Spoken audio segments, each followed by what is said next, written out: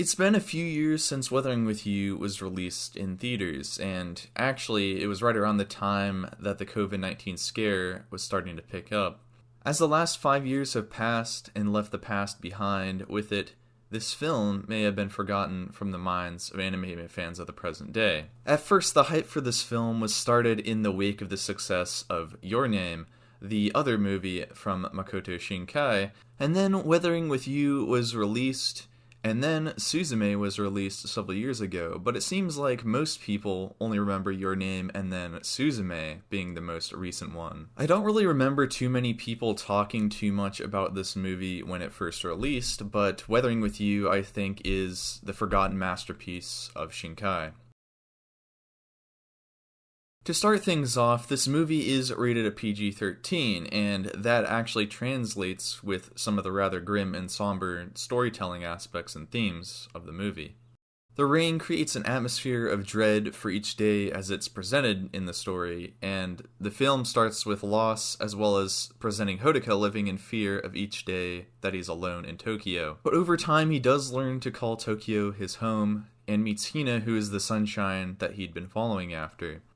As the drama builds, we get to learn a lot about all of the side characters in the movie, and I think that shows just how masterful the character writing is in this movie compared to Your Name and Suzume, because in both of those two movies, the side characters weren't very well developed, I would say. And in reality, the one character that stands out to me the most is Keisuke.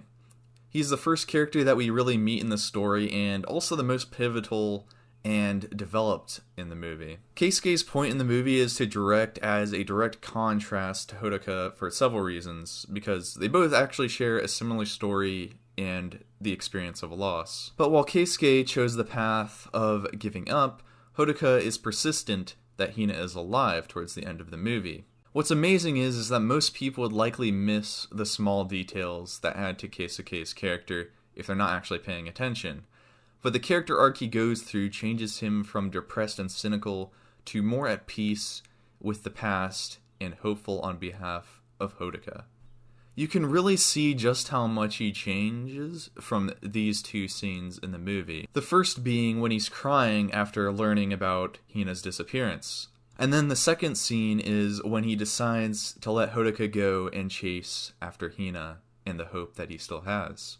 The relationship between Hodaka and Hina is actually another highlight of this movie that stands out from the other two as well. And unlike Your Name and Suzume, where the relationships are always seemingly distant and mostly focused on other aspects, this movie actually focuses in on the romance particularly. We see that most of the reason behind the plot is actually driven by the romance that Hodaka feels towards Hina, and this also acts as a great way of increasing the emotional attachment that we feel towards both of the characters, and makes the ending of the movie just even more impactful in my opinion.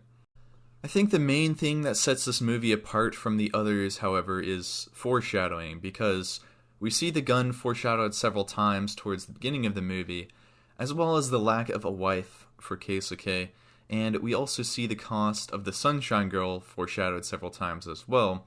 But I think the greatest foreshadowing in the whole movie is actually the rain, because at the very beginning of the movie we see that for months non-stop rainfall had been going on, and if you put two and two together towards the end of the movie, Tokyo gets flooded. And just as the opening words of the movie say, the shape of the world changed, as the opening narration, so it just creates foreshadowing for the whole entire movie and the themes that's going to present on a grand scale. Storms are viewed as a medium of change, and life is like a storm that we all walk through. There are good times and there's bad times, but we have faith that it's going to be alright. Personally, as a Christian, God promises us that it will be alright. Maybe not here on earth, but in the place He has prepared for us all. That doesn't mean that there won't be hardships in life, because you can't get to Easter without going through Calvary. But God will be weathering with you along the way.